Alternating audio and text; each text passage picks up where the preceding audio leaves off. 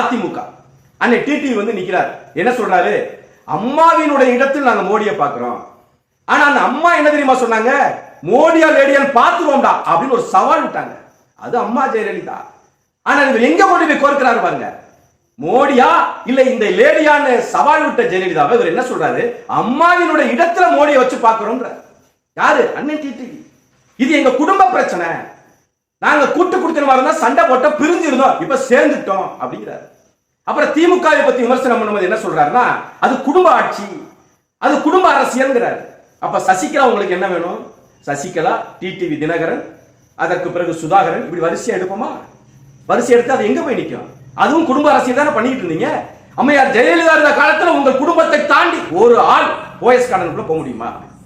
போயிட முடியுமா? போயஸ் கார்டனுக்குள்ள அதிமுகக்குள்ள தன்னுடைய அதிகாரத்தை செலுத்தி இருக்க முடியுமா? அப்ப அதுக்கு பேர் என்ன? சரி, உங்களுக்குள்ள பிரச்சனை இல்ல, என்ன சொல்றீங்க? பங்காளி சண்டை அப்படிங்கிறீங்க. அப்படி சண்டை ஆரம்பிக்கும் போதே சொல்லணும்ல, கொஞ்சம் ஒருங்கப்பா, நாங்களாம் பங்காளியை தான் சண்டை போட்டுட்டு இருக்கோம், வேற யாரும் உள்ள வராத அப்படின்னு பேசியிருக்கணும். நீங்க போட்ட சண்டை என்ன பங்காளி சண்டை மாதிரியா தெரிஞ்சிச்சு?